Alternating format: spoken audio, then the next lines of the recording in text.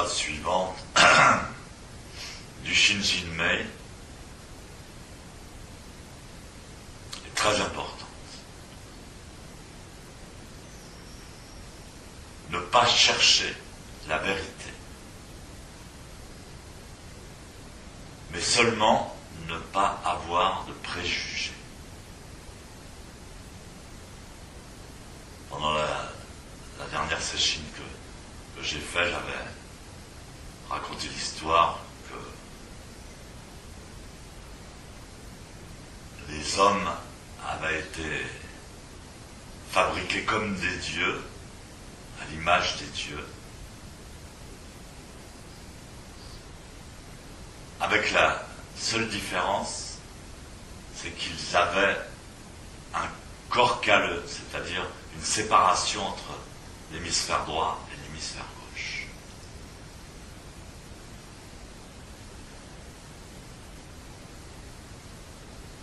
Ce qui fait qu'ils sont comme des dieux, mais ils ne peuvent pas se servir de leur capacité divine parce qu'ils sont toujours divisés.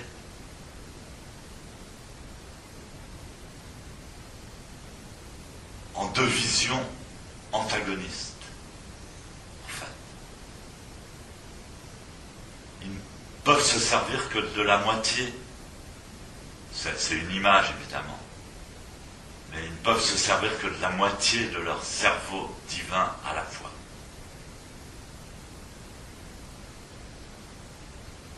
Ou bien objectif, ou bien subjectif, par exemple. Ou bien conscient, ou bien inconscient.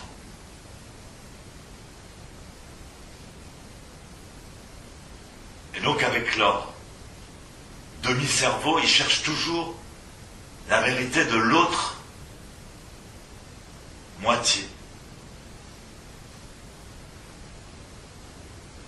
Et c'est très très remarquable dans le comportement humain, c'est justement le préjugé. Ils vont de préjugé en préjugé.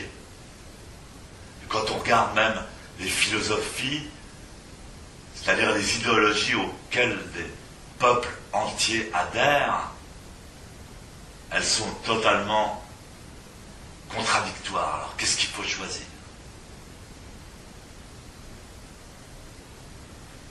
Précisément quand je suis allé en Argentine, je me suis dit tiens, je vais commenter le Shinjin Mei. Il y a un texte ancien chinois, mais en fait il est tellement caractéristique du zen, ce texte. En fait, systématique, il appartient complètement au cerveau droit. Malgré tout, il révèle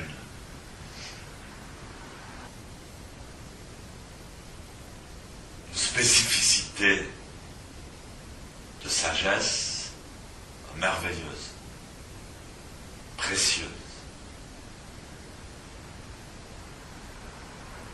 Surtout dans notre civilisation moderne. Ce qui nous sépare les uns des autres, déjà, ce qui nous oppose les uns aux autres,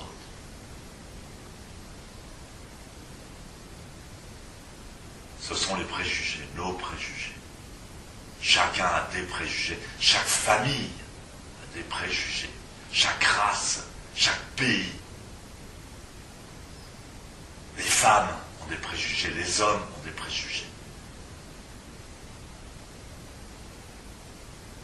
Et le préjugé, c'est de croire à une vérité. S'attacher à une vérité, à un aspect de la vérité. Par exemple, Jésus disait, il ne faut pas travailler.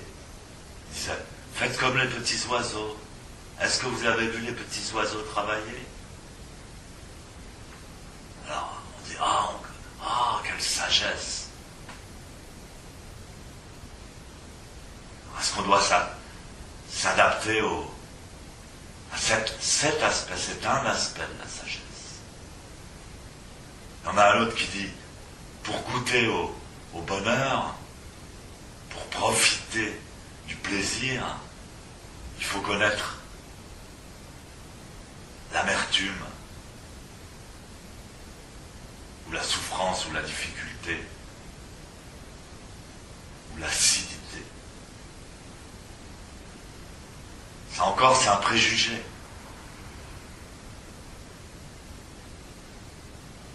C'est une moitié de cerveau après l'autre.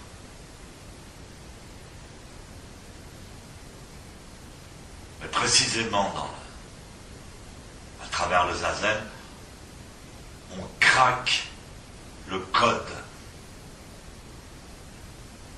du corps calme.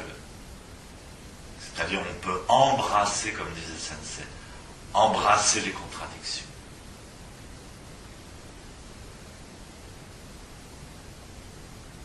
Donc cette phrase est super importante et c'est un vrai trésor. Ne cherchez pas la vérité. Et surtout, n'ayez pas de préjugés. Plutôt, n'ayez pas de préjugés.